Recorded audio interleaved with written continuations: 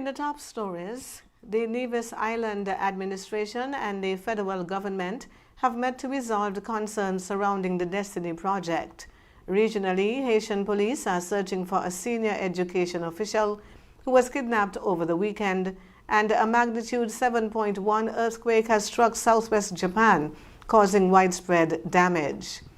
Hello and welcome to the ZIZ Midday Major Newscast. Today is Tuesday, the 28th of July, and I am Jasmine Thomas.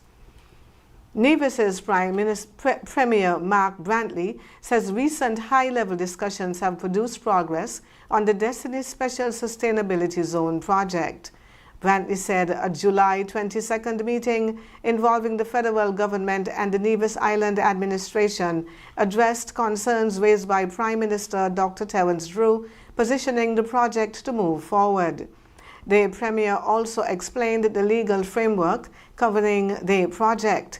He said the approval process required by law includes several levels of oversight, provides opportunities for public engagement, and protects the Federation's constitutional authority. Brantley said he and Prime Minister Drew have both worked to ensure that the proposed framework does not infringe on the Constitution. He gave the assurance that key safeguards will remain in place, including the authority of the Director of Public Prosecutions over criminal matters, the Commissioner of Police over policing and security, and the constitutional roles of customs and immigration. St. Kitts and Nevis has officially joined the newly established Latin American and Caribbean Trade Office, or LACTO, in Taipei. The office is intended to strengthen cooperation among member states in trade, investment, tourism, economic development, and country promotion. It is supported through Taiwan's Latin American and Caribbean Economic Development Fund. St. Kitts and Nevis joins Belize, Guatemala, Paraguay, St. Lucia, and St. Vincent and the Grenadines as members of the expanded office. LACTO replaces the former Central American Trade Office. The new facilities were officially unveiled in Taipei on Friday, 24th July, during a ceremony attended by ambassadors and embassy officials. Speaking on behalf of the member states, St. Kitts and Nevis's ambassador to Taiwan, His Excellency Donya L. Francis, thanked Taiwan's Ministry of Foreign Affairs for its support. He said the expansion will help deepen economic and commercial relations between Taiwan and its partners in the Caribbean and Latin America. Taiwan's Foreign Minister Lin Chai-lung said LACTO will also create new opportunities for trade, investment, and private sector collaboration. Following the ceremony, dignitaries toured a gallery where member countries displayed products, tourism offerings, investment opportunities, and elements of their cultural heritage.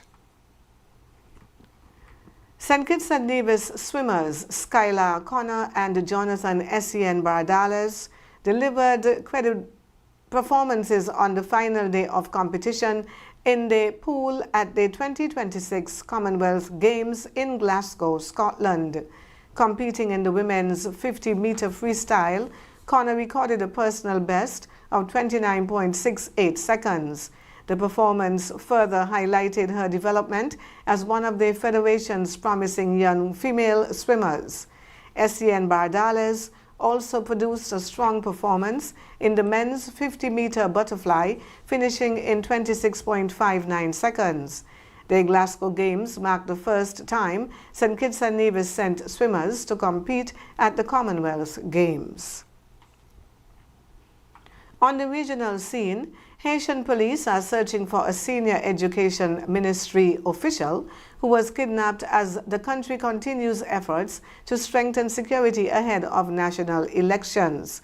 Police say Ecclesiastes Telemac, chief of the staff of the Minister of National Education, was abducted on Friday while returning home. The kidnapping comes amid continued gang violence in Port-au-Prince, where criminal groups control large areas of the capital. Authorities have also reported a separate attempted kidnapping involving a businessman and his father. The two escaped after their armored vehicle came under gunfire.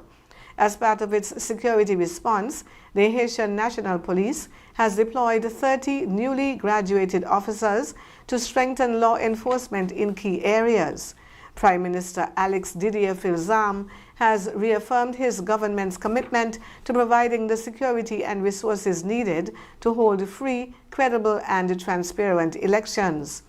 The vote would be Haiti's first national election since 2016.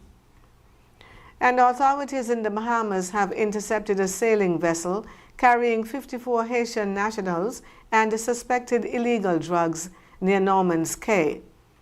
The vessel was located on Monday morning during a joint operation involving Operation Bahamas, Turks and Caicos, or OPBAT, and the Royal Bahamas Defense Force.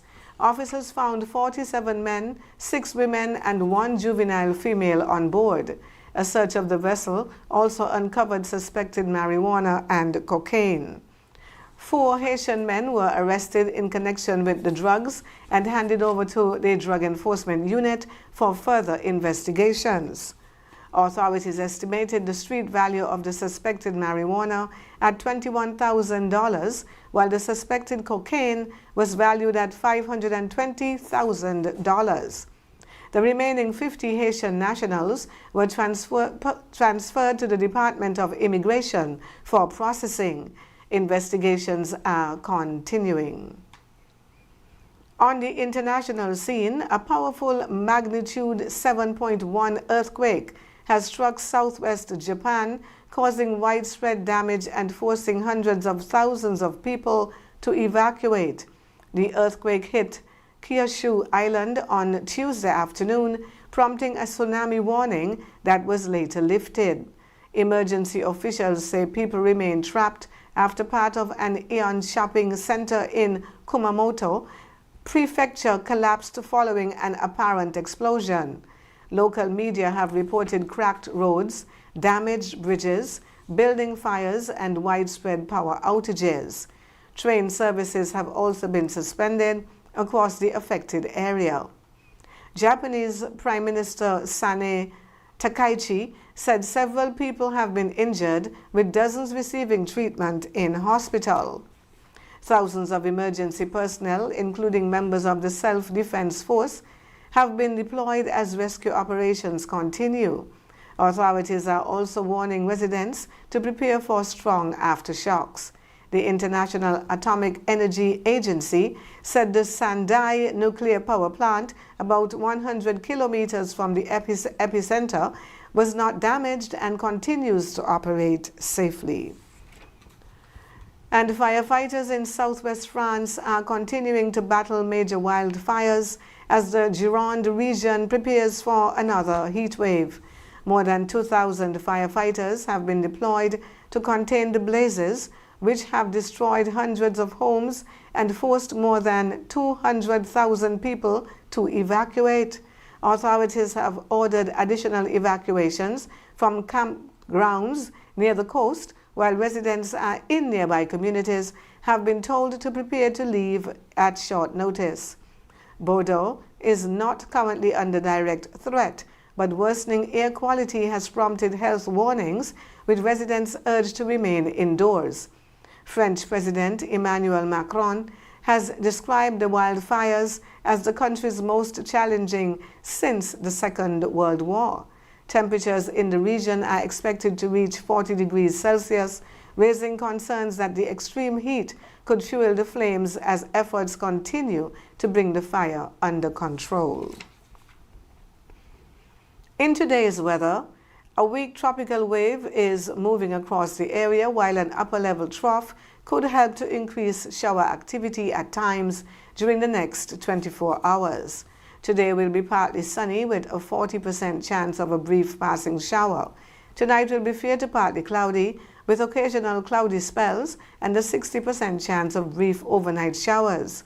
Temperatures will reach a high of 33 degrees Celsius or 91 degrees Fahrenheit with a low of 24 degrees Celsius or 75 degrees Fahrenheit. Winds will come from the east-southeast at 11 to 30 kilometers per hour or 7 to 18 miles per hour. Seas will range from 1 to 1.5 meters or 3 to 5 feet. Sunset today will be at approximately 6:45, with sunrise tomorrow at around 10 minutes before 6. That brings us to the end of the Midday Major Newscast. Join us this evening for these stories and more. Thank you for tuning in. I am Jasmine Thomas. God bless you.